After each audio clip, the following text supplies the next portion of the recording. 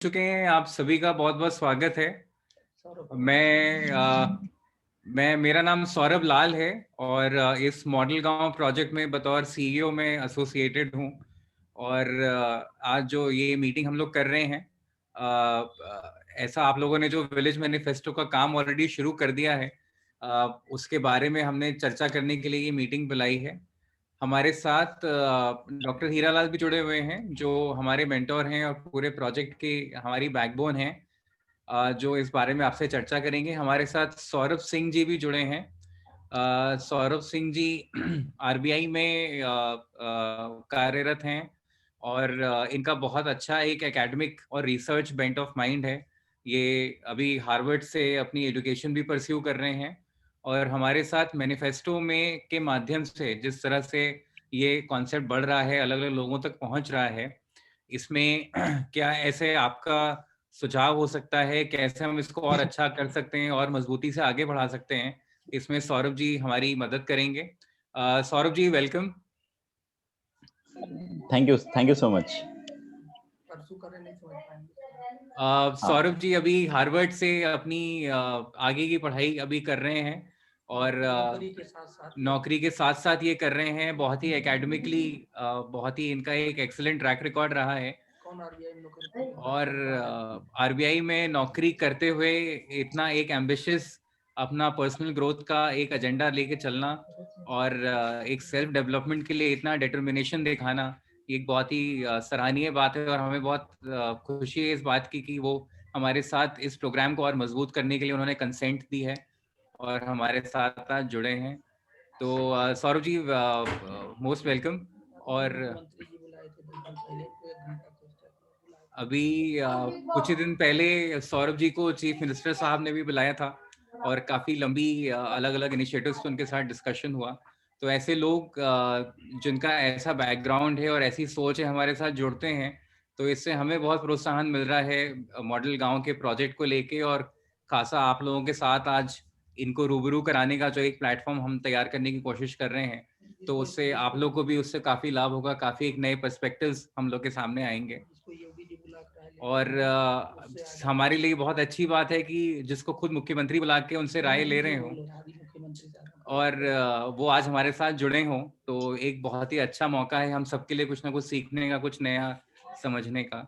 और मैं भी रिक्वेस्ट करूंगा डॉक्टर हीरालाल से भी कि आप लोग को थोड़ा एड्रेस करें और फिर हम इस सेशन को आगे लेके चलें।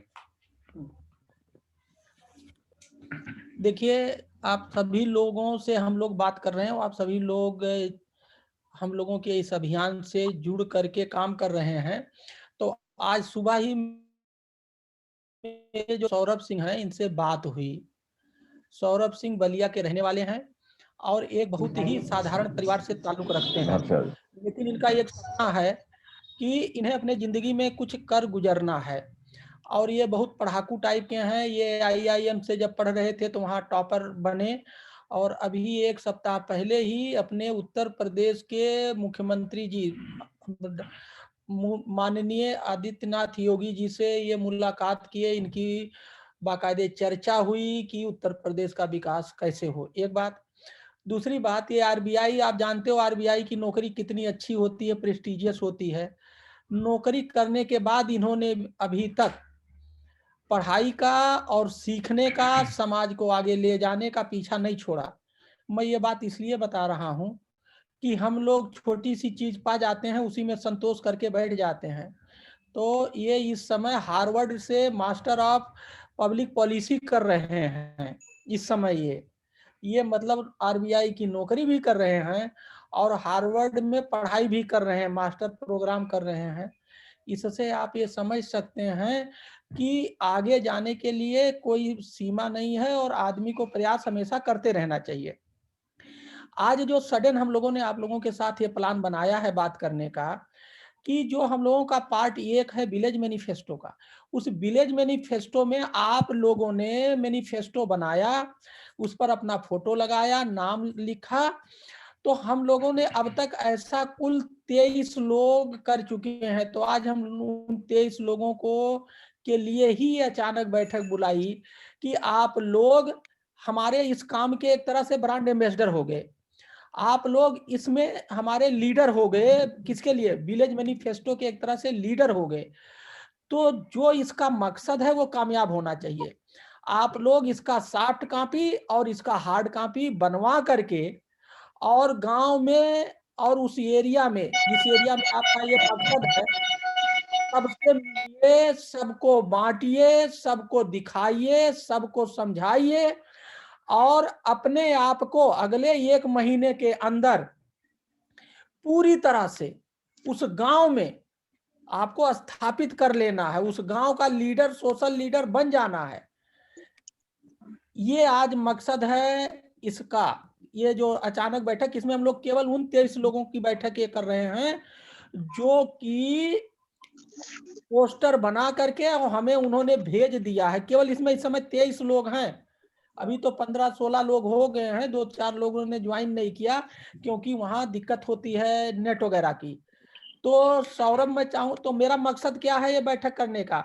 आपने पर्चा छपवा लिया, पर्चा छपवाना तो उसकी पहली कड़ी है, शुरुआत है। अब उस पर्चे के साथ आप घर घर जाएं, पर्चा सामने वाले को दें और पढ़ के समझाएं और लोगों के दिल और दिमाग और सोच में वो 25 पॉइंट डालें और लोगों को तैयार करें, जिससे कि गांव में एक विकास का माहौल बने। और 10-15 दिन के अंदर आप पूरे गांव को तैयार करिए। हम लोग उनका वेबिनार करेंगे, जैसे हम आपका वेबिनार कर रहे हैं। हम आपके गांव के लोगों का इसी तरह से वेबिनार करना चाहते हैं आप लोगों के साथ। ये कब तैयार हो, ये कब माहौल बनेगा? जब आप गांव के हर आदमी को समझाएंगे, उसके समझ में आ जाएगा, वो तैयार हो जाएगा। फिर आप उसका मोबाइल नंबर और नाम लिख करके हमें यहाँ व्हाट्सएप करेंगे। हम लोग एक इसी तरह से डेट फिक्स करके पूरे गांव को समझाएंगे, जैसे आज आपसे बात कर रहे हैं, आपके इस काम में सहायता करेंगे। तो मैं चाहूंगा सौरभ, आप जी बताइए। जी, Saurabh thank you Singh. Sir, thank you so much. तो मैं ब्रीफली मेरे बारे में सब कुछ तो लगभग आप लोगों ने सब कुछ मेरे बारे में बता दिया है, काफी ज्यादा कुछ बता दिया है। मेरा सिर्फ इसमें एक कहना ये था कि आप जब आगे बढ़ते हैं जीवन में कुछ करने के लिए, उस समय आपको हमेशा एक मेंटोर की जरूरत पड़ती है, गाइडेंस की जरूरत पड़ती है। मैं जब आरबीआई की नौकरी मैंने ज्वाइन की थी, बहुत ही सामान्य परिवार से मैं आता हूँ। बलिया के एक गढ़वार नाम का जगह है, वहाँ पे बणस्ती गांव है, वहां से मैं रहने वाला हूँ। वहीं के हमारा पालन पोषण सब कुछ वहीं से है।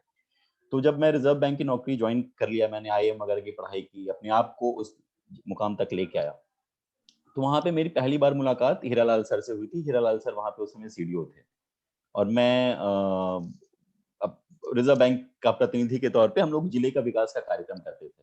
और उस समय से हीरालाल सर की कांस्टेंट मेंटरशिप रही है मुझे। लगातार सर मुझे मेंटर करते रहे हैं और मैं और हीरालाल सर का हमारा संबंध तकरीबन आज 8-9 साल हो गए। 8-9 साल से सर का मेंटरशिप गाइडेंस मुझे मिल रहा है। और आज मैं निश्चित रूप से कह सकता हूँ कि जिस मुकाम पे मैं हूँ उसमें एक बहुत बड़ा योगदान सर का गाइडेंस, सर की लीडरशिप का है। क्योंकि सर, आप इनको देखेंगे, इनके अंदर में आप अभी ये सोच रहे हैं कि रिजर्व बैंक की नौकरी करके कोई इतना एम्बिशियस कैसे हो सकता है कि आगे का काम करे। आप सर को देखिए, सर आईएएस हैं, सर पीएचडी कर रहे हैं, डीलिट कर रहे हैं, मॉडल गांव के साथ जुड़े हुए हैं। मतलब तो ये मेरे मार्गदर्शक हैं, शुरू से रहे हैं, आज तक हैं, आगे भी रहेंगे।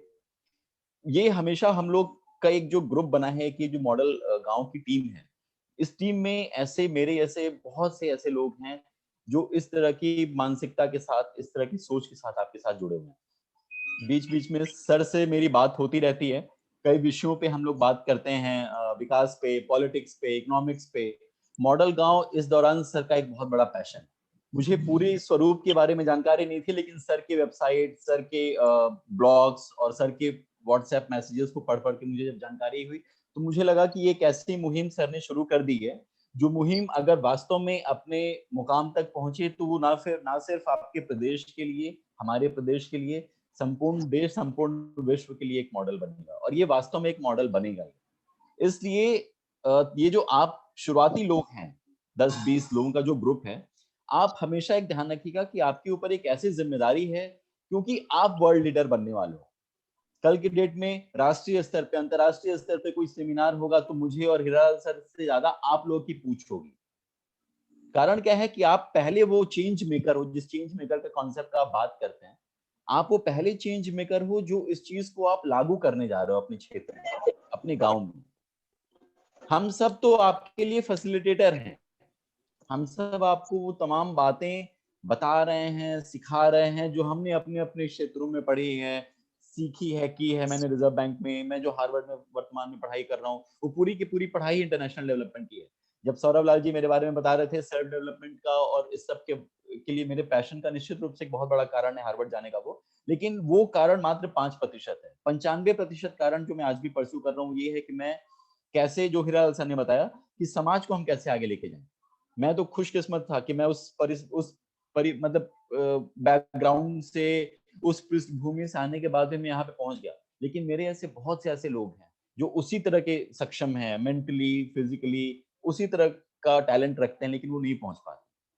और यही एक कारण था कि जब रिजर्व बैंक में मैं नौकरी कर रहा था, लखनऊ में सर के साथ में था, उस समय नौकरी करने के साथ साथ मैंने खुद का एक एजुकेशन का भी वेंचर शुरू किया और अपनी सारी सैलरी, सारी सेविंग में जितना कमाता था सब कुछ मैं समाज में कंट्रीब्यूट कर देता था। ए टू जेड हर पाई पाई मैंने कंट्रीब्यूट करके एक सोशल मुहिम शुरू की थी। तब जाके मेरा माननीय राज्यपाल, माननीय उप मुख्यमंत्री महोदय लोग से परिचय हुआ। माननीय मुख्यमंत्री महोदय ने मुझे अपना ओएसडी एडवाइजर तक नियुक्त करने की पेशकश की कि शिक्षा में सुधार करो।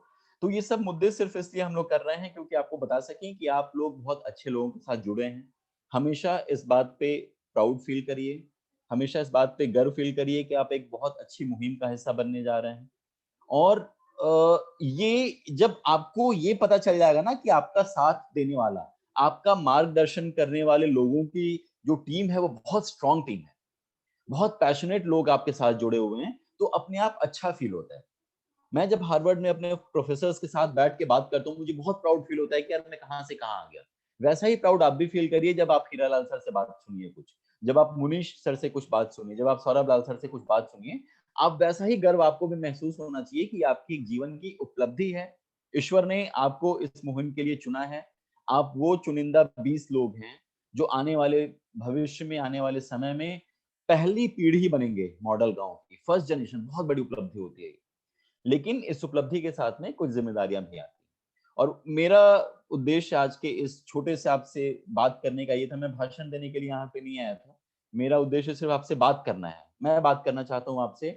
मैं पूछना चाहता हूँ आप में से किसी एक से भी जो हमारे गांव के लोग हमारे साथ जुड़े हुए हैं, जिन्होंने विलेज मैनिफेस्टो प्रिंट कराया है, आपके हिसाब से इसका क्या महत्व है? पहले तो आप मुझे कोई आप बताइए, विलेज मैनिफेस्टो है क्या? मैंने इसको बहुत पढ़ा है, हिराल सर ने इसको बनाया है, सौरभ लाल सर ने इसको बनाया है, बट मैं आपसे सुनना चाहता हूँ, आप बताइए मैनिफेस्टो ये क्या है?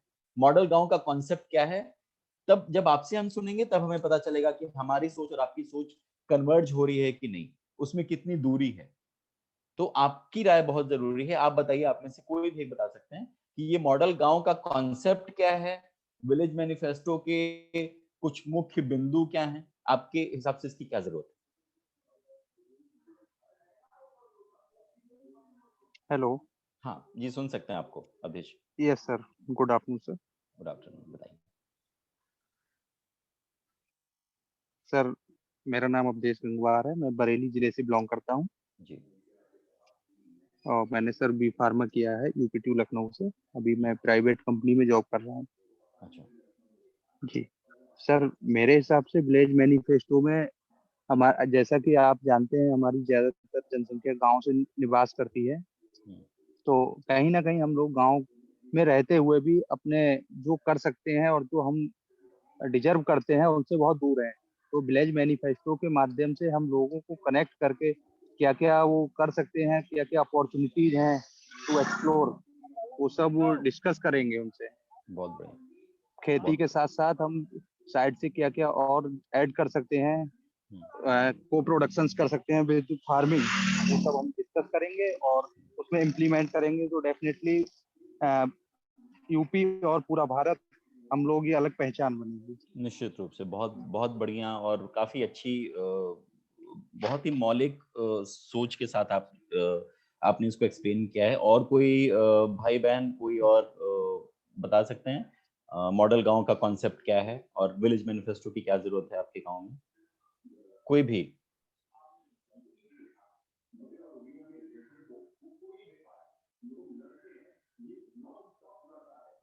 देखिए कि आपका परिवार है, ये मॉडल गांव जो है ना, ये आपका परिवार है। जब आप अपने परिवार में नहीं बोलेंगे तो फिर गांव के बीच में कैसे बोलेंगे 10 लोगों के बीच में? क्योंकि कोई आपके वो मैनिफेस्टो को पढ़ने से पहले आपसे सुनना चाहेगा। हेलो। हाँ, सुन सकते हैं हाँ सचिन जी आप। सर, मेरा नाम सत्येंद्र उमराव है। मैं फतेहपुर डिस्ट्रिक्ट का रहने वाला हूँ। अमौली एक ब्लॉक है मेरा, वहाँ पे वहीं पे रहता हूँ। जी। और सर मेरा ये है कि लोगों को जागरूक करना है कि जैसे उनके सोर्स ऑफ इनकम कैसे जनरेट किए जाएं, कैसे बढ़ाए जाएं। उसके लिए उनको जैसा जो खेती करते हैं तो उनको अच्छे क्वालिटी का वो सीड कैसे मिलेगा, और जो भी प्रोडक्शन करते हैं उससे क्वालिटी सीड्स कैसे मिलेगा, उनका टेक्निकल कैसे उनको जो है उसको बोना है और क्या चीजें मतलब करनी जिससे आउटपुट उनका आउटकम अच्छा हो, ये मेरा वो है।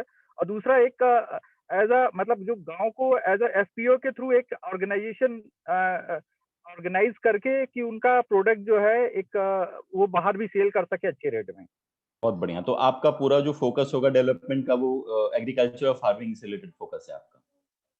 जी जी जी जी सर। बहुत बहुत बढ़िया। तो अभी अवधेश जी ने बताया कि वो कैसे एग्रीकल्चर और अलाइड पे फोकस कर रहे हैं। सत्येंद्र जी का बहुत बढ़िया कॉन्सेप्ट है एफपीओ का और गांव के मार्केट को बढ़ाने का। मैं एक और राजेश जी का बीच में अनम्यूट हुआ था। राजेश जी, अगर आप अभी भी कुछ अपनी बात रखना चाहें तो स्वागत है आपका। जी सर, आपको नमस्कार सर। जी हेलो, आवाज आ रही है मेरी सर? सुन सकते हैं आपको? प्लीज बताएं। हाँ, नमस्कार। ये सबसे पहले चूंकि ये हीरालाल सर जी, आप जो बांदा में रहते डीएम रहते हुए आपने जो बड़ा काम किया है वो बधाई के पात्र हैं। और हम लोग भी, क्योंकि उन्होंने जो ये सब चीज वो किया, जो हमारा मैनिफेस्टो, हम लोग सब, क्योंकि मैं कौशाम्बी जनपद का हूँ, मैं मथुरा में टीचर हूँ। हम लोग भी अपने गाँव में, अपने आसपास या जिन ग्रुपों में, मैं जितने ग्रुपों में जुड़ा हुआ हूँ, अपने पोस्टर को जो हमने बनवाया है लगभग हमने सभी ग्रुपों में शेयर किया है और काफी लोग लाइक भी किए हैं उसे। और इसमें चूंकि हम लोग, भारत हमारा गाँवों का देश है और हमारी ज्यादातर आबादी गाँव में ही बसती है, इसलिए चूंकि वहाँ शिक्षा भी है, क्योंकि हम इसको लागू करेंगे मॉडल गाँव बनाने से हमारे यहाँ जो बच्चे हैं शिक्षा भी सुधारेंगे, साफ सफाई के मामले में इस तरह की काफी माने हमको वो होगा। सबसे पहले तो हम लोग जो है, जैसे हमारे यहाँ लोगों किसान खेती तो करते हैं, लेकिन उनको ये नहीं पता चल पाता है कि भाई हम कौन सी खेती करें, किस खेती करें, कैसे क्या करें, किससे हमें लाभ होगा, कौन से कहाँ हम लोग बेचे, क्या करें, मार्केट भी तैयार होगी इनकी। जब हम लोग मॉडल गांव का उद्देश्य बीड़ा उठाए हैं तो निश्चित ही प्रयास हम कर रहे हैं। हमारे यहाँ लगभग करीब 150 लोग इकट्ठा हो गए हैं। उनसे हमने सब, चूंकि मैं तो मथुरा रहता हूँ, उनसे हमने कहा कि सबके फोन नंबर और सबको एक ग्रुप बना लीजिए और फिर हम जल्दी ही वेबिनार के लिए आपको बताएंगे सर। बहुत बहुत बढ़िया। और मुझे खुशी है इस बात की कि कम से कम उस मूल तत्व को आप लोगों ने अपने अपने हिसाब से, अपनी अपनी जरूरतों के हिसाब से, कन्वीनियंस के हिसाब से समझा है मॉडल गांव के मूल तत्व को। मॉडल गांव में जहां तक मैंने उसको समझा है, जाना है, मैं बताता हूँ कि हमने हमारे 3 पैरेलल विंग्स के काम तौर पे हम काम करते हैं। चेंज मेकर का कॉन्सेप्ट है हमारा, एफपीओ का कॉन्सेप्ट है हमारा, और विलेज मैनिफेस्टो का कॉन्सेप्ट है मॉडल गांव में। मैं ये बातें आपसे इससे जानना चाह रहा हूँ। अभी अचानक से मान लीजिए मैं आपको बोलूं, आप सभी को बोलूं कि आपको मैं एक प्रोटीन शेक, एक बहुत बढ़िया प्रोटीन शेक है, वो प्रोटीन शेक मैं आपको बेचना चाहता हूँ। आप में से कितने लोग शेक खरीदना चाहेंगे?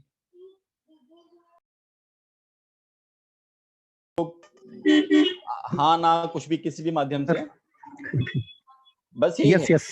एक नॉर्मल सा प्रोटीन शेक है, वो प्रोटीन शेक मैं आपको बेच रहा हूँ। मैंने बस आपको एक बढ़िया सा पोस्टर बना के उस प्रोटीन शेक का दिया और मैंने आपको मेंशन कर दिया कि ये प्रोटीन की बहुत अच्छी दवा है, ये मैं इसको बेच रहा हूँ। आप में से कितने लोग व्हाट्सएप के मैसेजेस के माध्यम से उसको खरीदना चाहेंगे? सर उसमें जब तक हम लोग का फेस टू फेस इंटरेक्शन नहीं होगा और जब तक हमें नहीं लगेगा कि इसमें हमारे फायदे की कोई चीज है, तब तक सर हम नहीं खरीदना चाहेंगे उसे। जी बिल्कुल। और ये आज बिल्कुल सही कहा अवधेश जी आपने, और ये जो आज हम कर रहे हैं ना, ये जो बात कर रहे हैं, ये इसी जी जी बेसिक फंडामेंटल को समझने की जरूरत है। जब तक जी आप, और ये मैं अपने अनुभव से इसलिए बता रहा हूँ क्योंकि जब तक मैं रिजर्व बैंक में 5-6 साल मैंने काम किया लखनऊ ऑफिस में, और हम लोगों ने वित्तीय साक्षरता, वित्तीय समावेशन, फाइनेंशियल इंक्लूजन लिटरेसी, जो माननीय प्रधानमंत्री, माननीय मुख्यमंत्री, तमाम सरकार की बहुत बड़ी एक एम्बिशियस, एक बहुत हाँ महत्वाकांक्षी योजना रही है, हम लोगों ने सबको पूरा करने की कोशिश की। लेकिन एक कमी मुझे महसूस होती थी हमेशा कि जब आप मैनेजमेंट की भाषा में बात करते हैं ना, तो मैनेजमेंट की भाषा में दो तरह की चीजें होती हैं। एक होता है सप्लाई पुश, मतलब किसी को जरूरत है, नहीं है, हम उसको बोल रहे हैं कि आपको ये करना चाहिए। और दूसरा होता है हम अपना सॉल्यूशन ना दें, हम पहले उनको उनकी जरूरतों का एहसास करें। जी जी आप बिल्कुल सर। आप गांव में लोगों से बात करते हैं, चट्टी पे, दुकानों, चाय की दुकान पे बैठ के, आप एक बहुत उम्दा कॉन्सेप्ट मॉडल गांव की बात लोगों को करते हैं, लोग चाय पीते पीते आपकी बात सुनते हैं, उसके बाद से अपना तौलिया और हाथ पैर झाड़ते हुए निकल जाते हैं वहां से, क्योंकि उनको जरूरत नहीं है। उनको क्या लगता है कि अरे ठीक है यार, जितना भी कमा रहे हैं बहुत है उतना। तो जब तक इस सोच को आप नहीं बदलेंगे कि उनको गांव में किन किन चीजों का अभाव वास्तव में है, तब तक आप शायद मॉडल गांव को इंप्लीमेंट नहीं कर पाएंगे। इसलिए पहला जो उद्देश्य है आपका, वो ये उद्देश्य होना चाहिए कि आप लोगों को वो चीजों के बारे में उनको डिमांड कराएं, उनको उसकी जरूरत समझाएं। सॉल्यूशन हम बाद में देंगे उनको। मैनिफेस्टो जो है, मैनिफेस्टो हमारा सॉल्यूशन है ना, मैनिफेस्टो हमारा सॉल्यूशन है। मेरे हिसाब से जितना मैंने इस प्रोजेक्ट को समझा है, आपका जो पहला स्टेप है, वो पहला स्टेप है चेंज मेकर की लिस्ट तैयार करना, चेंज मेकर की टीम तैयार करना, वो आपका पहला स्टेप है। मैनिफेस्टो हम बाद में आएंगे। ये मेरी सोच है। जो हमारी मॉडल गांव की एग्जीक्यूटिव टीम है, वो अपनी सोच, और आप अब उनके इंस्ट्रक्शंस को फॉलो करिएगा। मैं अपने अनुभव से बस आपको बता रहा हूँ कि अगर मैं रहता आपकी जगह पे, गांव पे मैं बैठा हूँ, तो मेरा पहला जो अप्रोच होगा वो ये होगा कि मैं अपने जैसे 5 और लड़कों को ढूंढूं, 5 और लोगों को ढूंढूं, जिनकी सोच उसी डायरेक्शन में काम करती है जो गांव के विकास के लिए है। हमें ऐसे लोग 150 लोग नहीं चाहिए शुरुआत में, जिन 150 में से 99% लोगों को तो ये लगता है कि गांव पे वो खुश है। हमें गांव में रह रहे उस दुखी इंसान की तलाश करनी है जो कुछ बदलाव लाना चाहता है। वो हमारा पहला स्टेप हो चेंज मेकर का। 5 की टीम बनाएं, ज्यादा बड़ी टीम बनाएंगे बात नहीं बन पाती है। 5 की टीम बनाएं, शाम को चाय पे बैठ जाएं, एक दूसरे के घरों में एक एक दिन का शेड्यूल बना लें, 10-10 मिनट, आधे घंटे का समय निकाल लें। अगर नहीं हो पाता है, 2-3 दिन पे, हफ्ते में 2 बार मिलने की कोशिश करें अगर हर दिन संभव नहीं है, और इन विषयों पे बात करें जो विषय मॉडल गांव टच करना चाह रहा है। मॉडल गांव में आपका क्या है, इकोनॉमिक ग्रोथ है, आर्थिक विकास आप प्रमुख मुद्दा है, उस विषय का एक बहुत बड़ा योगदान है कि वो आर्थिक पक्ष को हम हाईलाइट करें। तो क्या आप, हम वो 5 लोगों के साथ पहले बैठेंगे, फिर वो 5 लोग जो हैं वो अपने अपने समाज में उन बातों को फैलाएंगे, वो अपने समाज में उन विषयों पे चर्चा करेंगे। आप ग्राम प्रधान से बात करिए, अगर आप खुद ग्राम प्रधान हैं तो किसी दिन गांव में एक छोटी सी सभा का आयोजन करिए जिसमें बहुत पैसे खर्चा ना हो। आप चुपचाप अपने गांव पे लोगों को बुलाइए, तमाम योजनाओं को आपको वैसे ही परिचित कराना रहता है, आप सरकार की योजनाओं के साथ साथ इन विषयों पे भी बात करें। अगर आप ग्राम प्रधान नहीं हैं तो आपका उत्साह जो आप इस मुहिम से जुड़े, मुझे देख के लगता है कि आप निश्चित रूप से कम उस मेंटल स्टेट पे हैं कि आप लोगों को मोटिवेट कर सकते हैं। तभी आप इस शानदार मुहिम का हिस्सा बने। अदरवाइज आप बाकी लोगों की तरह चाय पे डिस्कशन करते हो और उसके बाद छोड़ के वहीं पे उड़ जाते हैं। लेकिन आप उससे एक कदम आगे बढ़ गए, तो आपको अपने जैसे 5-7 लोगों को तलाशना है, गांव भर में लोगों को पहले जागरूकता फैलानी है, उनकी कमियों का एहसास दिलाना है, ताकि जब लोगों को पता चल जाए कि मेरे अंदर ये कमी है, तब वो लोग आपके पास आए और बोले कि हाँ भाई साहब, हमको पता तो चल गया कि हमारा गांव विकसित नहीं है, हमारे पास में अपने फसलों को बेचने की पर्याप्त अपॉर्चुनिटीज नहीं है जो शहरों में या बाकी गांव के लोगों के पास है। अब हमको क्या करना चाहिए? और वो स्टेप अचीव करेंगे आप, तब जाके आप मैनिफेस्टो और तमाम और विषयों पे उनसे बहुत बृहद स्तर पे बात करेंगे। तब जाके आप अपने प्लान्स को एग्जीक्यूट करेंगे, प्लान्स को, उसका क्रियान्वयन करेंगे गांव के स्तर पे। मेरा दूसरा प्रश्न आपसे है, जैसे मैंने बताया था कि हम लोग बातचीत के माध्यम से इस विषय पे चर्चा करेंगे। तो मेरा दूसरा प्रश्न है कि मैं मान के चलता हूँ कि हमारा सब, आप में से सबका परिवार होगा, बाल बच्चे होंगे आपके अपने, या भाई भतीजे, कोई भी इस तरह का आपके घर में छोटा होगा, और वो आके आपसे कहता है कि अचानक से उसके टीचर बोलते हैं कि आपके लड़के का पिछले साल के मुकाबले बहुत बढ़िया नंबर आ गया है, बहुत बढ़िया मार्क्स आ गए हैं। तो आपका इमीडिएट रिएक्शन क्या होगा? आप तुरंत, आपकी प्रतिक्रिया क्या होगी? आप क्या जानना चाहेंगे? क्या ये सूचना संपूर्ण है? क्या ये सूचना पर्याप्त है कि आपका बच्चे ने पिछले साल से अच्छा किया है? क्या ये सूचना अपने आप में पर्याप्त है या आपको कुछ और सूचना की जरूरत है? आप में से कोई भी जवाब दे सकते हैं।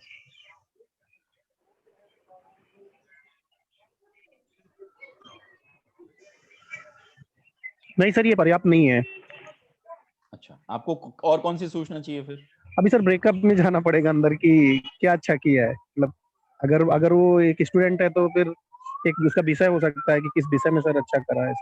बहुत बढ़िया जी, निश्चित रूप से ये बहुत बढ़िया आपने आंसर किया। अगर कोई भी टीचर आके बस आपको इतना बोल दे कि आपके बच्चे ने पिछले साल की अपेक्षा अच्छा परफॉर्म किया है, तो जैसे आपने बताया कि आप तुरंत फिर ब्रेकअप पे जाएंगे, अगले क्वेश्चन पे जाएंगे, सारे विषयों में अच्छा किया है कि कुछ विषयों में अच्छा किया है। अगर पहले साल वो आपका दुर्भाग्य से फेल हो गया था, तो इस बार भी फेल है, पहले साल 20% पाया था, इस बार 22% है, और आपका टीचर आके बोल रहा है कि बहुत बढ़िया किया है। तो खुश होने से पहले आप कुछ और प्रश्न का आंसर जानना चाहेंगे कि वास्तव में उसका आंसर और क्या है। इसी तरह से जब आप किसी को बोलते हैं कि हम मॉडल गांव कर रहे हैं, मॉडल गांव को हम अपने उस क्षेत्र में लागू करना चाहते हैं, जब आज से 2 साल 3 साल बाद आपसे कोई पूछेगा कि आखिर मॉडल गांव आपके गांव में आया, आपने उसको लागू किया इतने लोगों के साथ मिलके, तो वास्तव में क्या बदलाव आया, इसका आंसर आप कैसे करेंगे?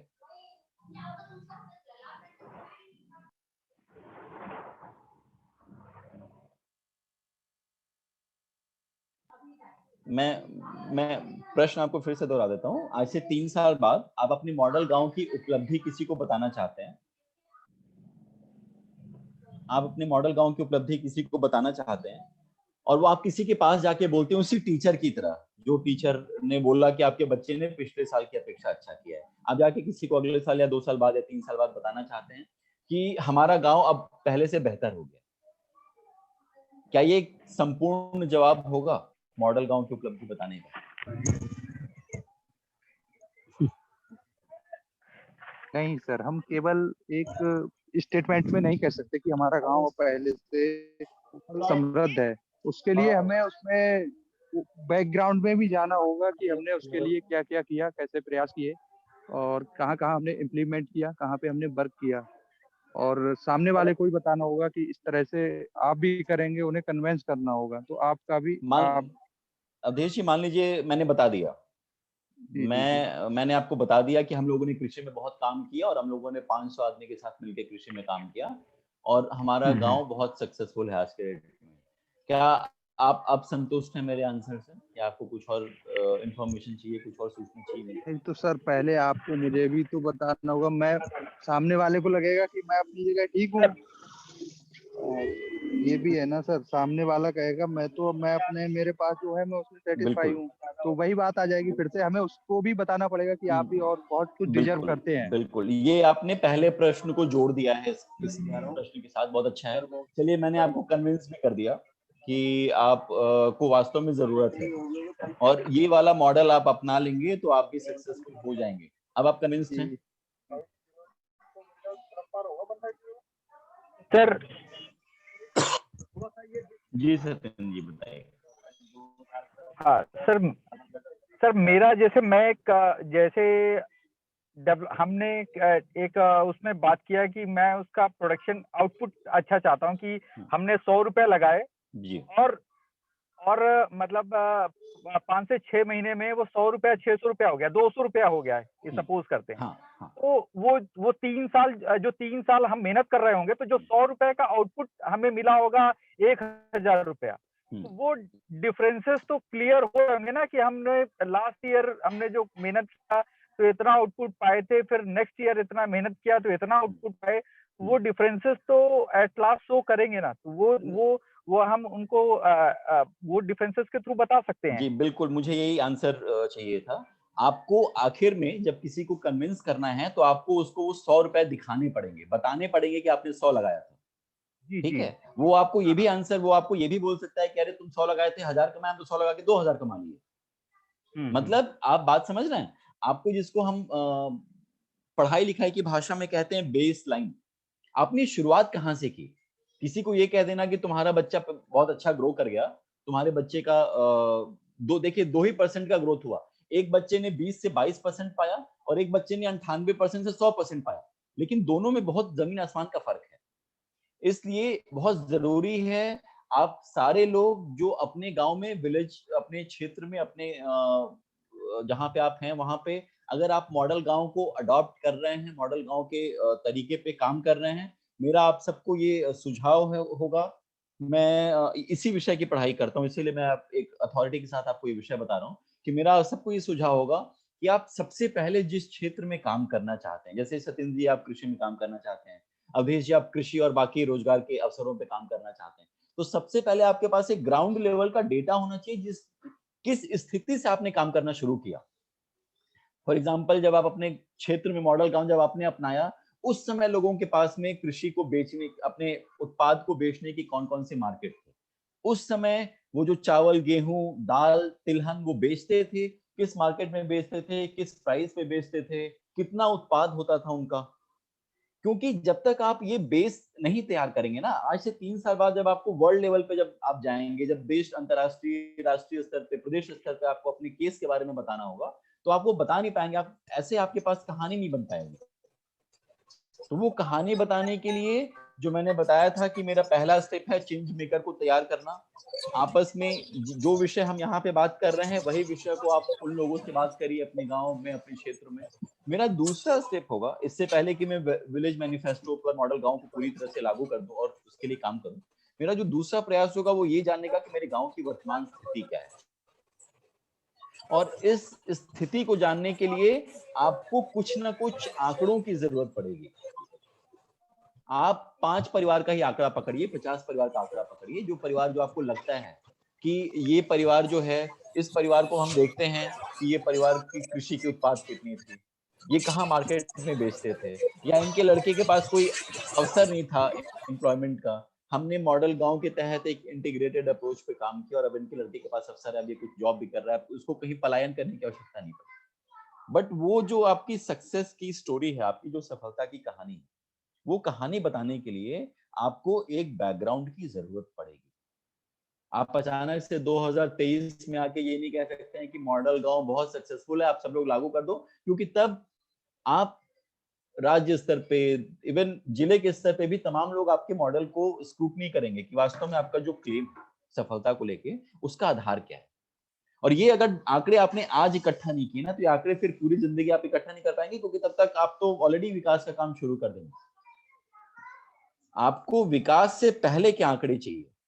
जब आपने शुरू किया उस समय आपके गांव की, आपके उन मोहल्लों की, उन छोटे से जगहों की स्थिति क्या थी, और आप जिन जिन पैमानों पे मॉडल गांव के काम करना चाहते हैं, उन पैमानों पे छोटा सा कहीं पे आप रफ में कंप्यूटर अगर आप ऑपरेट कर सकते हैं तो कंप्यूटर पे कहीं पे उन आंकड़ों को आप सुरक्षित करें। हर 2 महीने, 3 महीने, 6 महीने पे पीरियोडिकली, समय समय पे उन आंकड़ों को आप अपडेट करते रहें। जनवरी 2021 में हमने आंकड़े इकट्ठे किए कि हमारे गांव में ये गरीबी की स्थिति थी, हमारे गांव में ये स्थिति थी, जिनके यहाँ पे बेरोजगारी है, उत्पाद की ये स्थिति थी, बेचने की ये स्थिति थी, छोटे छोटे हिस्सों में। फिर आप 3 महीने बाद, 6 महीने बाद, 9 महीने बाद, 12 महीने बाद आप उन्हीं परिवारों के लोगों से फिर से मिलें। इसके 2 फायदे होते हैं। पहला फायदा तो जैसे हमने बताया आपको कि आपके लिए एक आधार बन रहा है सफलता की कहानी को गढ़ने का, ताकि आपसे और लोग प्रेरणा पा सकें। दूसरा जो और बहुत ही बेसिक इसका कारण है, आप जब कभी डॉक्टर के पास इलाज के लिए जाते हैं, जब कभी भी आप डॉक्टर के पास इलाज के लिए जाते हैं, फॉर एग्जाम्पल मान लीजिए उदाहरण के तौर पर आपको बुखार हुआ है, तो डॉक्टर दवा देने से पहले आपको एक बार आपका बुखार नापता है। उस बुखार बोलता है कि भैया 102 डिग्री तुमको बुखार है। उसने आपको कॉलपोल, पैरासिटामोल, निमोसिलाइट जो देना है दे दिया। उसके बाद आपको बोलता है कि 3 दिन दवा खाना, दवा खाने के बाद बुखार चेक करना। वो ये नहीं बोलता है कि 3 दिन दवा खा के फिर छोड़ देना।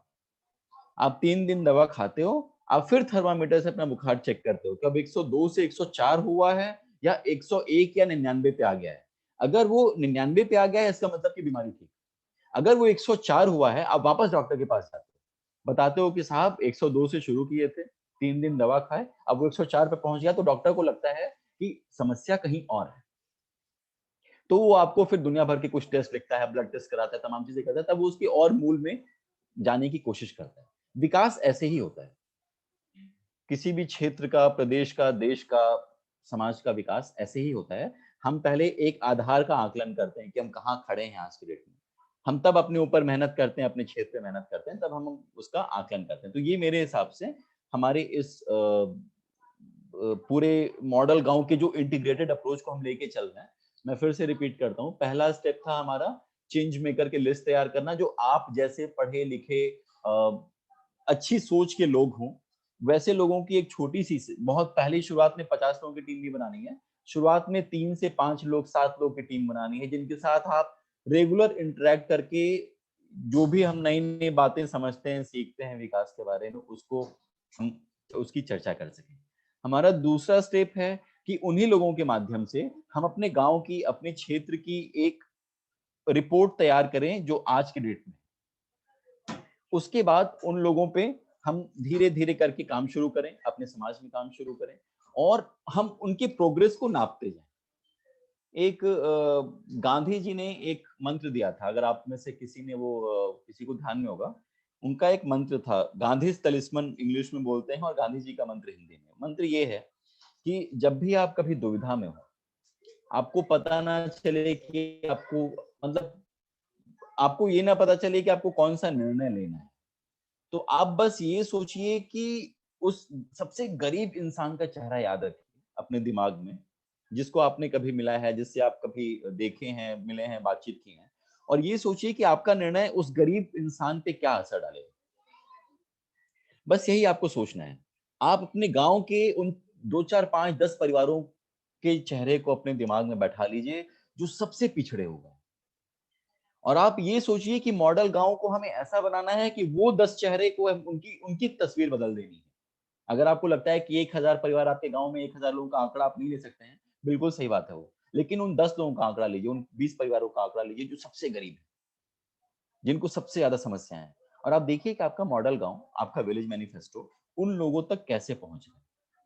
और अगर कोई कारण है कि उन लोगों तक आप नहीं पहुंच पा रहे हैं, तो आप हीरालाल सर से, आप सौरभ लाल सर से इन विषयों को रखिए, फीडबैक के तौर पे काम करिए कि सर स्कीम तो बहुत बढ़िया है, सुनने में अच्छी लग रही है, बट इसमें अभी भी ग्राउंड में कुछ इम्प्रूवमेंट की आवश्यकता है, क्योंकि मुझे उन 15 परिवारों तक पहुंचना है जिन परिवारों के पास उदाहरण के तौर पे जमीन नहीं है, जिन परिवारों के पास कुछ करने के लिए कोई साधन नहीं है, मैं उन तक कैसे पहुंचूं, मैं उनकी तस्वीर, उनकी जिंदगी में क्या सुधार रहा हूं, कैसे करूं मैं ये चीज। तो हम इसको एक बहुत कॉम्प्रिहेंसिव वे में इसको हम करेंगे। तो मैं, जो हमारे 3 मुद्दे हमने बात की कि चेंज मेकर की लिस्ट बनानी है, और हमें एक बेस लेवल खड़ा करना है, हमें पता होना चाहिए कि हम कहाँ से शुरू कर रहे हैं, तब जाके हमें अपनी यात्रा का पता चलेगा कि हमने कितनी दूर की यात्रा तय कर ली। और हमें लोगों को, इससे पहले कि हम उन्हें सॉल्यूशन दें, हम उन्हें एक सुझाव दें कि विलेज मैनिफेस्टो अपना लो, हमें उनकी उनकी समस्याओं से अवगत कराना है। जब तक उनको अपनी समस्या के बारे में पता नहीं चलेगा, तब तक वो सॉल्यूशन के लिए, सुझाव के लिए, सलाह के लिए आपको संपर्क नहीं करेंगे। ये सारे विषय ना अंदर से झकझोरने वाले हैं। आप पीढ़ियों से जो लोग सोए हुए हैं, पीढ़ियों से आप उनको जगाने का प्रयास कर रहे हैं। आप तो जगे हुए हैं, इसीलिए आप यहाँ पे हैं। आपका काम अपने आप को जगाने के अलावा उनको भी जगाना है जो खुद सोए हुए हैं पीढ़ियों से, जिनको एहसास भी नहीं है कि वो सोए हुए हैं। ये आपका उद्देश्य है। और मैं, जैसे मैंने बोला था कि कुछ ज्यादा ही मेरा भाषण हो गया, लास्ट के हमारे 10-15 मिनट है, मैं चाहता हूँ कि 10-15 मिनट में आपके दिमाग में किसी भी तरह की कोई भी प्रश्न हो, आप पूछना चाहें आप पूछ सकते हैं, मैं आपके लिए उपलब्ध हूँ। एक चाय दे दीजिए।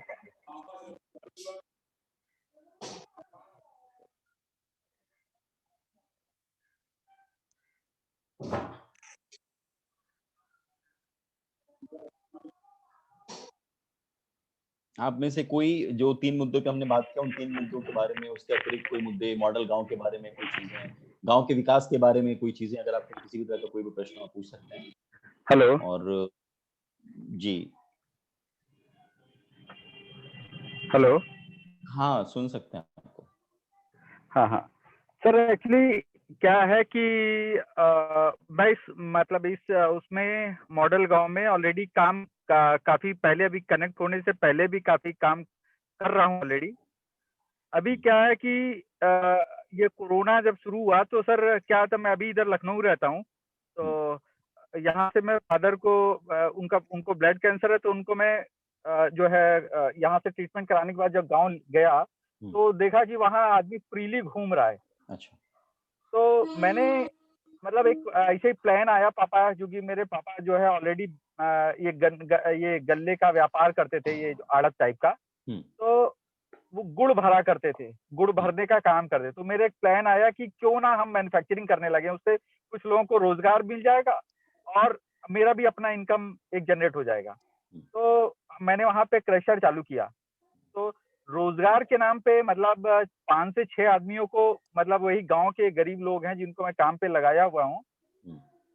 और अभी मेरा क्या है ना सर कि मैं अभी थोड़ा खेती वेती के बारे में थोड़ा अब जानकारी रखने लगा हूँ, थोड़ा सीखने का मेरा भी अपना एक इंटरेस्ट जगने लगा है कि हाँ, जैसे लोग काम करते हैं तो बोले कि नहीं, गन्ने की ये क्वालिटी है तो इसमें इतना गुड़ निकलता है, और ये क्वालिटी है तो ये निकलता है। तो मैंने फिर जो है अभी ये जो शुगर केन इंस्टीट्यूट है वहाँ पे डायरेक्टर साहब से बात किया। मैंने कहा सर मैं ट्रेनिंग लेना चाहता हूँ गन्ना बोने का, कि कैसे उससे जो है आउटपुट अच्छा मिले और क्वालिटी अच्छी रहे उसकी।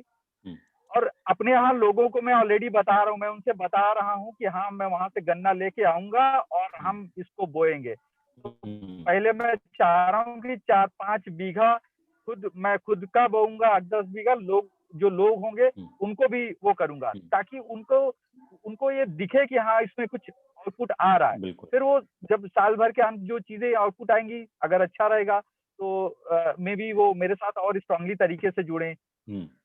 ये मेरा अपना वो है। और दूसरा मेरा ये है कि जैसे सर एक एफपीओ जो आपने किया, एफपीओ में क्या है ना सर, जैसे मेरे घर में 10 कुंटल गेहूं होता है और एक एफपीओ में मतलब लगभग 10 लोग होंगे, 10 घर से लोग होंगे, पूरा 10-10 सबके पास होता है, तो वो 100 कुंटल हुआ। 100 कुंटल अभी अगर हम लोकल किसी डीलर को देते हैं तो मे बी वो हमसे 1000 रुपए कुंटल खरीदेगा, और वही अगर हम ओपन मार्केट में लेके आएंगे तो हो सकता है वो 1200 में बिक जाए। तो जो 200 का मार्जिन कहीं और जा रहा था, वो 200 का मार्जिन हमारे गांव जहाँ पे हम जिनसे कर रहे हैं, वो अल्टीमेटली उन लोगों को वो प्रॉफिट मिलेगा। बिल्कुल। तो हाँ, ये मतलब, और दूसरा क्या है कि जैसे गांव में है, जैसे कोई ये मिट्टी के बर्तन बनाने का काम करता है, तो अब शादी वगैरह में जो है डिजाइनर मिट्टी के बर्तन की कुल्हड़ उल्हड़ की जरूरत रहती है या पॉट्स की जरूरत रहती है। तो मे भी अगर उनको हम समझाएं, उनको बताएं, या उनकी एक मार्केटिंग स्ट्रेटेजी बनाएं उनके लिए, या मार्केटिंग हम कर दें उनके लिए, तो वो भी अपना इनकम ग्रो कर सकता है। इस हिसाब से सर मेरा मतलब मैं उस पे लगभग साल भर से काम कर रहा हूँ। कोरोना के टाइम से मतलब मैं इसमें काम कर रहा हूँ, और जब ये मॉडल गांव वाला सर से, मैं हीरालाल सर से काफी टाइम से जुड़ा हुआ हूँ, लेकिन अभी रिसेंटली मेरा जो है महीने भर से जब से मॉडल गांव वाला किया, तो मेरा भी यही है कि शायद आपके थ्रू मैं थोड़ा सी इसमें और कुछ अच्छा कर पाऊँ। तो मेरा ये अपना जुड़ने का एक मेरा अपना मकसद है ये।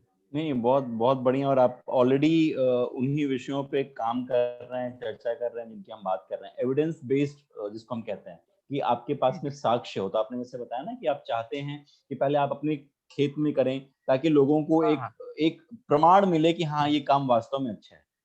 जी। इसी तरह से डेवलपमेंट होता है, विकास इसी तरह होता है। मेरा एक है कि एक लैब भी लोगों के लिए, एक लैब भी, छोटा लैब अपने यहाँ की मैं बनाऊं, मिट्टी का वो सॉइल टेस्टिंग करते रहे वो लोग, या मेरा कोई बंदा हो, क्योंकि मैं ऑलरेडी सर मैं बिजनेस करता हूँ, और तो मुझे अगर किसी को 5-6 हजार रुपए देने हो या 10,000 रुपए देने हो किसी को, या लैब सेटअप करना हो, तो वो चीजें मैं कर सकता हूँ।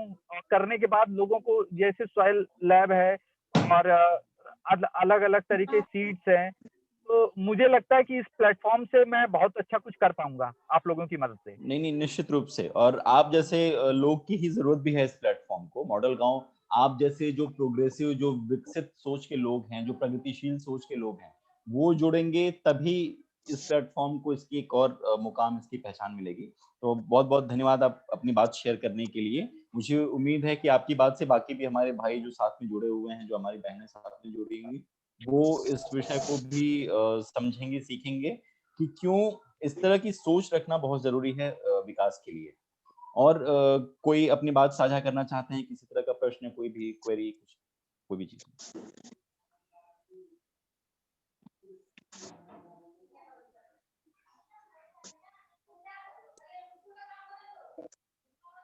हेलो जी जी सर। हेलो, हाँ, सुन सकते हैं सर आपको हम लोग। नमस्ते सर। जी नमस्कार, आपका भी स्वागत है, बताइए। सर मैं संथक साहब के पाठी बांदा से। जी सर आवाज आ रही? हाँ हाँ, सुन सकते हैं आपको। जी, जी सर, आपके मार्गदर्शन में आज जुड़ने का मौका मिला माननीय हीरालाल जी के प्रेरणा से।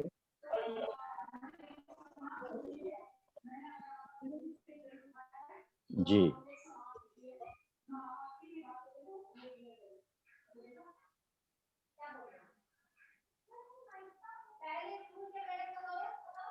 हम आपको सुन सकते हैं, आपको हमारी आवाज आ रही है? जी सर, आपकी आवाज आ हाँ, रही सर। हम सब आपको सुन सकते हैं, आप बोलिए। जी जी सर, क्योंकि सर आपने अभी तो 3 जो क्वेश्चन किए और सुझाव दिए, जी क्योंकि हमारा बांदा सर कल्पना से बाहर था कि हम लोग मॉडर्न विलेज के बारे में, जैसे आपने पूछा कि मैं आपका जो मॉडर्न विलेज का जो कॉन्सेप्ट है वो किन किन चीजों को लेके है। तो इसके पहले सर, क्योंकि माननीय हीरालाल जी की प्रेरणा जब हम लोगों को मिली, मार्गदर्शन मिला,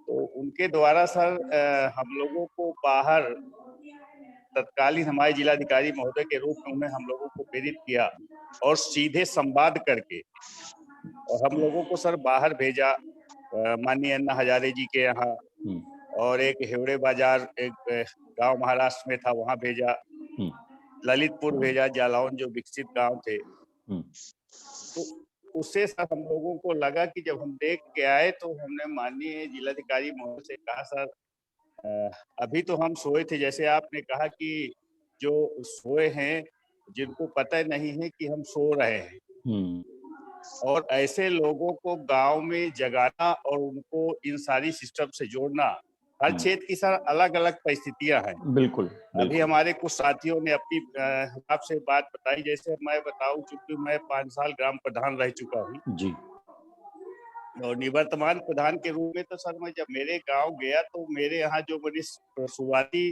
जरूरत समझ में आई कि पहले हम अपने गांव में पानी का संकट था सर। तो उस पे जिलाधिकारी महोदय के नेतृत्व में हम लोगों ने काम किया, और सौभाग्य चाहिए कि भाग्य है क्या है कि जो कुएं पिछले 5 साल से सूखे थे और जिन कुओं में हम लोगों ने काम किया वो आज भी भरे हुए। ये शुरुआत गांव की हुई। इसके बाद सर हम लोगों ने सोचा कि हमारे गांव में कोई, मतलब कैसे रेन वाटर हार्वेस्टिंग का ऐसे कुछ किया क्या आपने? नहीं सर, हम लोगों को जो प्रेरणा मिली, माननीय जल गुरु महेंद्र मोदी जी की 1-2 मीटिंग बांदा में भी हुई, लखनऊ भी उन्होंने घुमा के हमको दिखाया, बताया कि जो वर्षा का पानी है जो हमारा बह के निकल जाता है और गांव का जो पानी है वो बाहर ज्यादा से ज्यादा जमीन के अंदर कैसे जाए। तो हम लोगों ने कुएं के आसपास, हैंडपंप के आसपास, स्कूलों के हैंडपंप के आगे, तो हमने एक खंती खोदी और जो स्ट्रोक पिट बनाए सब जगह, और तालाबों में भी जल भरने का जो काम किया। तो मुझे लगता है उसकी वजह से ये जो पानी का स्तर नीचे चला गया था, कुओं की सफाई करने के बाद, तो वो हमको जल स्तर ऊपर उठा प्रमाण के तौर पे दिख रहा। इसके बाद सर दूसरी शुरुआत आई कि हमारे गांव में कहीं बैठने की जगह नहीं है, पंचायत भवन है, इस तरह की कोई चीजें हैं। तो इस पे जब हम लौट के आए तो मैंने सर से कहा कि सर आपके जिले में बहुत सारे जगह ऐसी हैं जो उनसे बेहतर है, लेकिन जमीन में जरूरत सर इस बात की है कि जो गांव के लोग अपनी आय पैदा करते हैं उसमें सर बहुत सारी आय उनकी अनावश्यक रूप से नष्ट होती है। उसके लिए हमें इसके माध्यम से, जन जागरण के माध्यम से और विकसित गांव बनाने को लेके उनको जोड़ के, जैसे सर नशा एक अहम मुद्दा है, जो 50% लोग तो कृषि से अपनी आय बढ़ाने को सोच रहे हैं, लेकिन सर 50% लोग नशे के आदी हो गए, ना तो काम करते हैं, जो बाहर जाके कमा के लाते हैं 2-4 महीने में, वो फिर 4 महीने गांव में उस नशे के रूप में उसका दुरुपयोग करते हैं। तो ये एक जटिल काम है जिसके लिए हमें लोगों को काम करना है। आदर्श गांव पहले बनाने की हम सोचे कि हमारा गांव आदर्श कैसे बने। बिल्कुल। आदर्श गांव सर तब बनेगा जब हम लोग ये जो लोगों को रोजगार के प्रति जागरूक करेंगे, गांव में सबका सहयोग लेके। स्थित सर मानसिकता ये है कि गांव में प्रचार प्रसार होता है कि पैसा बहुत आता है, जबकि सर 60% ग्राम पंचायतें ऐसी हैं जिनकी भौगोलिक स्थिति बहुत जटिल है, पैसा वहाँ कम है, लेकिन हमें उसको बताना होगा कि ये पैसा है, इतने काम आपके इन मुद्दों पे गांव सभा के पैसे से करना है, ग्राम पंचायत से करना है, और अपनी आय बढ़ाने के लिए हमको ये नए-नए बीज के तकनीक करनी है, इससे पैदावार बढ़ानी है, अन्ना प्रथा को समाप्त करना है, और नशे के जो आदी हो रहे हैं, इस नशा मुक्ति के लिए हमें सबको मिलके काम करना है, तभी हम गांव की आय बढ़ा पाएंगे। हमें सबको अपने बच्चों को विद्यालय भेजना है, विद्यालय में अच्छी शिक्षा हो रही है कि नहीं हो रही, उसको भी हमें सुचारू रूप से देखरेख करना है, उसकी निगरानी रखना है। तो इन चीजों की जब शुरुआत सर हो जाएगी तो हमें लगता है कि अब वो समय आप सब लोगों के मार्गदर्शन में जब हमको सुझाव मिलते रहेंगे, उस पे हम काम करेंगे। निश्चित रूप से समय लगेगा, लेकिन मॉडर्न गांव बनाने में हम सफल होंगे। 100% होंगे। और धन्यवाद संग्रह जी, आपने बहुत बारीकी से, बहुत डिटेल में हमें सारे उन विषयों के बारे में बताया कि कैसे आप लोगों ने कार्य किया। आपने तो मैं उम्मीद करता हूं कि जब आप जैसे लोग आगे बढ़ेंगे तो प्रमाण के साथ आप बात करेंगे, तो निश्चित रूप से बहुत बहुत से लोग साथ में जुड़ते जाएंगे और ये मुहिम हमारी और बढ़ती जाएगी। मैं देख रहा था कि हमारे साथ में मीटिंग में मैं अंजलि जी भी जुड़ी हुई हैं। अगर अंजलि जी हमें अभी भी सुन पा रही हो तो मैं आपका एक, चूंकि अभी तक कोई महिला प्रतिभागी ने कोई विषय नहीं रखा है, तो अगर आपको कोई आपत्ति ना हो तो आप बस कुछ अपना विषय, अपने कोई भी बिंदु साझा करें।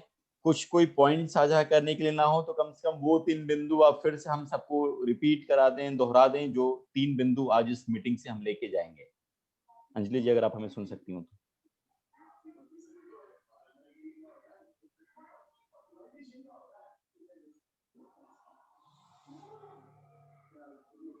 हैं वो सौरभ जी। जी जी नमस्कार। नमस्ते। मैं रवि पटेल, आप ही के होम डिस्ट्रिक्ट से, बलिया से। अरे वाह, बलिया में कहाँ से आप? हमारा ब्लॉक गणवार पड़ता है। अच्छा। और आप मतलब होम से नजदीकी हैं। ग्राम सभा सौरूपुर पड़ता है। अच्छा अच्छा अच्छा। मैं गढ़वार में बड़सरी के पास का हूँ, गढ़वार और रतसण के बीच में। जी जी, मैं देख रहा हूँ। जी जी। और हम लोग के क्षेत्र में जो प्रॉब्लम है ग्राम लेवल पे, वो आप अच्छी तरीके से जानते भी हो।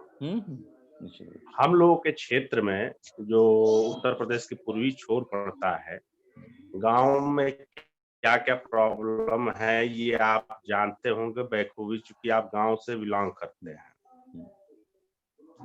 हमारे यहाँ जो समस्याएं हैं बहुत हैं, और उस चीज को निवारण करना, उसकी लिस्टिंग करना पहला प्राथमिकता हम लोगों का होना चाहिए, अगर मॉडल कॉन्सेप्ट पर काम करते हैं तो। बिल्कुल। तो आज की मीटिंग से मुझे ये लग रहा है कि मॉडल गांव के जितने भी जो भी उसके अंदर 26 जो भी कॉन्सेप्ट दिए गए हैं, और उसको हम बेटर तरीके से अध्ययन कर कर और अपने गांव में घूमकर कई चीजों को लिखित चीजों को नोट कर कर अगर उस पर वर्क करते हैं तो वो बेटर हो। बिल्कुल। और अगले मीटिंग में जितने भी हमारे साथ भाई जुड़े हुए हैं और उन लोगों को बताने और समझने में भी आसानी हो। निश्चित रूप से ये तो रवि जी आपने सही बात बताई। आप देखिए अगर इस तरह की पर्सनल डिस्कशन का या एक दूसरे के सामने बैठ के बात करने का महत्व नहीं होता तो दुनिया की सारी यूनिवर्सिटीज में सिर्फ किताबें बांटी जाती, टीचर आके क्लास नहीं लेते। क्योंकि जो बातें टीचर बताते हैं आपको वो बातें ऑलरेडी किताबों में लिखी हुई हैं। तो फिर क्या आवश्यकता है कि कोई शिक्षक आता है क्लास में लोगों से बात करता है, क्योंकि उसकी समझाने के तरीके पे और उसकी मेमोरी बहुत अलग होती है। जब हम कोई बात सुन के देख के सीखते हैं उसकी मेमोरी बड़ी अलग होती है। मैनिफेस्टो लोगों में प्रचार प्रसार का आपका माध्यम बनेगा, इसको हमें हर घर तक पहुंचाना है। लेकिन जो आप लोग शुरुआत के 20 लोग जो रोल मॉडल बन रहे हैं इस प्रोग्राम के, इस मुहिम के, आप लोगों को तो जैसे आपने बताया कि वो मैनिफेस्टो शब्दशः कंठस्थ होना चाहिए जी, वर्ड बाय वर्ड याद होना चाहिए, ताकि आप बिना मैनिफेस्टो को देखे हुए पूरी मैनिफेस्टो की बातें लोगों को समझा सकें। तब जाके लोगों को आप वो बातें उनको क्लियर समझ में आएंगी। जैसे मैंने आपको बताया ना कि ये वैसे ही अंतर है जैसे किताब से पढ़ना और उसके विपरीत किसी शिक्षक से पढ़ना जी, तो वही अंतर है। आप जाके लोगों को बताएंगे तो वे आप एक शिक्षक की भूमिका में रहेंगे। तो ये बहुत सौरभ जी और बेटा अभी जो समय है बहुत बेटर है। आने वाले समय में ग्राम सभा का चुनाव होना है। अगर हम अपने गांव के हर एक मतदाताओं को इस चीज को समझा ले जाएंगे तो गांव बहुत अच्छी तरीके से हम लोग मिलजुल कर मॉडल गांव बना सकते हैं। निश्चित रूप से बनेगा, निश्चित रूप से। हम हीरालाल सर जी से सन 2018 में कानपुर में मिले जी, तो उस समय जन सहयोग चल रहा था, आज भी चल रहा है, तो डिस्कस हुआ था उस चीज में। लेकिन कुछ दिनों से मैं लगातार मॉडल गांव के कॉन्सेप्टों को मैं देख रहा, मैं बात किया और प्राथमिकता मेरा बस यही है कि मैं अपने गांव में चारों तरफ जो भी चीजें हैं उसको बंटवा कर लगवा कर और डोर टू डोर जाकर लोगों से चर्चाएं स्टार्ट करूंगा, वहां का बेसिक समस्याएं जो है उसको नोट करूंगा और फिर मैं उस चीजों को आप तक पहुंचाऊंगा। निश्चित रूप से यही उद्देश्य होना चाहिए हमें। देखिए आपने एकदम सही मूल पकड़ लिया है। हमें सबसे पहले लोगों की समस्याएं जानना है, इससे पहले कि उनको हम दवा दे दें। डॉक्टर जाके घर घर दवा तो नहीं बांटता है ना, डॉक्टर पहले बीमारी पूछता है कि भैया बीमारी क्या है, पेट दर्द हो रहा है, उल्टी हो रही है, दस्त हो रहा है या बुखार लगा हुआ है। तो आप डॉक्टर हैं, आप सारे लोग जो हैं, आप मॉडल गांव के लोग, आप डॉक्टर हैं, आपके पास सारी बीमारियों का इलाज है। आप लोगों से उनकी बीमारी समझिए, उसके बाद आप उनको क्लिनिक तक, ये मॉडल गांव एक क्लिनिक हो गया हमारा उदाहरण के तौर पे, उसके बाद आप उनको मॉडल गांव के कॉन्सेप्ट के साथ जोड़िए, जैसे कि एक पेशेंट को हॉस्पिटल या क्लिनिक में जोड़ा जाता है, और उसके बाद आप उनका पूरा बॉडी का चेकअप करिए। हो सकता है कि किसी को लगता हो कि हमको सिर्फ पेट दर्द है, जब आप चेकअप करें तो पता चले कि और भी इश्यूज हैं। तो वैसे ही हो सकता है किसी को लगता हो कि मेरी उत्पाद कम है किसान खेती में, आप जब उनका पूरा एनालिसिस करेंगे तो हो सकता है कि कुछ और भी मूलभूत कारण हो जिसकी वजह से कृषि में उनका उत्पाद कम हो रहा है। ये काम आपका है, क्योंकि आप सारे लोग डॉक्टर बनेंगे। कल के डेट में मॉडल गांव से आपको विभिन्न अलग अलग तरह के मॉड्यूल्स की ट्रेनिंग दी जाएगी। उस ट्रेनिंग में मैं रिक्वेस्ट करूंगा, क्योंकि हमारे यहाँ पे शीर्ष अधिकारी भी हैं मॉडल गांव के, कि इस तरह की एक ट्रेनिंग मॉड्यूल का कॉन्सेप्ट डेवलप हो, जिसमें हमारे ये जो चुनिंदा 20-25 लोग हैं शुरुआती दौर के, इनके कम्युनिकेशन स्किल, इनके लीडरशिप स्किल, इन विषयों पे, सॉफ्ट स्किल्स पे भी कुछ काम किया जाए, ताकि जब ये आपके प्रतिनिधि बनके, मॉडल गांव के प्रतिनिधि बनके अपने क्षेत्र में जाएं, किसी से बात करें, तो इनके पास एक अथॉरिटी हो, इनके बात करने का तरीका और लहजा अलग हो। बहुत से लोग अभी भी खुल नहीं पा रहे हैं हमारे ग्रुप में। मैं देख रहा हूँ कि 2-3 लोग, 4 लोग का मुश्किल से हमने बात सुना। फर्स्ट मीटिंग है और उस चीज को लोग क्लियर तरीके से बोल नहीं पा रहे हैं। बिल्कुल बिल्कुल, ये बोलना पड़ेगा ना, क्योंकि आप लोग तो अपने बहुत भाई जो है हमारे हैं, बोलने से हिचकिचाहट आ रही है उन लोगों के अंदर। हाँ, तो इसीलिए इस तरह के ट्रेनिंग मॉड्यूल्स की जरूरत पड़ती है। जब आप खुल जाएं, आपको बातें सबको पता है। ये मैं और क्यों कर रहा हूँ, जो बातें मैंने आपसे पूछी वो बात मैं आपको सीधे सीधे बता भी सकता था। जो मैं आपसे बातें निकलवा रहा हूँ पूछ के, वो मैं सीधे सीधे बता सकता था, लेकिन वो भाषण हो जाता फिर। और मैं भाषण नहीं दे रहा हूँ, मैं तो बस बातचीत करने आया था। तो बस मेरी तरफ से बस इतना ही है, और मैं वापस सौरभ लाल सर को और हीरा लाल सर को ये मंच दे रहा हूँ। आप इसके समापन या बाकी कार्यवाही।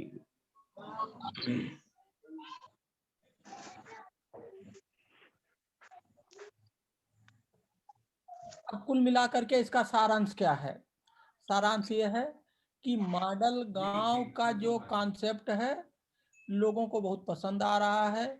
जो भी आपको ये एहसास भी नहीं है, राजस्थान, गुजरात, हरियाणा, पूरे देश में, विदेशों में जहां भी ये जा रहा है, कई लोगों ने तो पुणे उन्हें नौकरी कर रहे हैं कि हम लोग जो है इसको छोड़ देंगे। तो कुल मिला करके ये है, इसको छपवाइए, छपवा के गांव गांव में, घर घर में जा करके बंटवाइए, फोन नंबर इकट्ठा करिए और हमारे कार्य मतलब मॉडल गांव से संपर्क करके पूरे गांव का वेबिनार करा दीजिए एक बार। तब आपको स्पीड मिल जाएगी, तुरंत स्पीड मिल जाएगा। हमारा अगला वेबिनार लगा हुआ है, तो अब हम लोग यही बात को समाप्त करेंगे।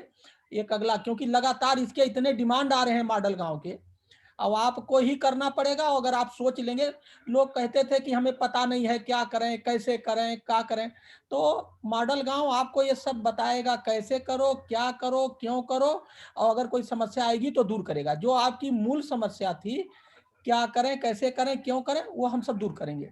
तो इसी के साथ आप सभी लोगों का धन्यवाद, और आप सभी लोग इसमें लग जाइए। साल भर के अंदर आपको कहीं ना कहीं बोलने के लिए बुलाया जाएगा कि आप बताइए आपने इतना अच्छा काम क्यों किया। जैसे हमें लगातार बुलाते हैं, मैं एज ए कलेक्टर लगातार जाता था, क्यों, मेरा काम अच्छा था, मुझे बुलाते रहते थे। ऐसे जब अच्छा काम हो जाता है तो आदमी को जाके बताना पड़ता है, लोग इसे इनवाइट करते हैं, लगातार इनाम मिलता है, पुरस्कार मिलता है, अपने को अच्छा लगता है। तो बहुत बहुत धन्यवाद सौरभ, आज आपने सुबह बात की और एक अच्छा रहा, आपके चक्कर में ही ऑर्गेनाइज हो गया सौरभ लाल से, आपके एडवाइस पर कि हम लोग इसको तुरंत बिना, क्योंकि 4 बजे से ऑलरेडी हमारा एक प्लान है और ये हो गया। ठीक है, कम से कम हमारे 23 जो लोग हैं उनके दिमाग में बात आ गई और काम शुरू करेंगे। तो आपका बहुत बहुत धन्यवाद। Thank you so much. और संकटा जी, रवि और ये सत्येंद्र और जितने भी यहाँ विनय, सभी लोगों का जो इसमें पार्टिसिपेंट है, थैंक यू, धन्यवाद। Okay, thank you sir.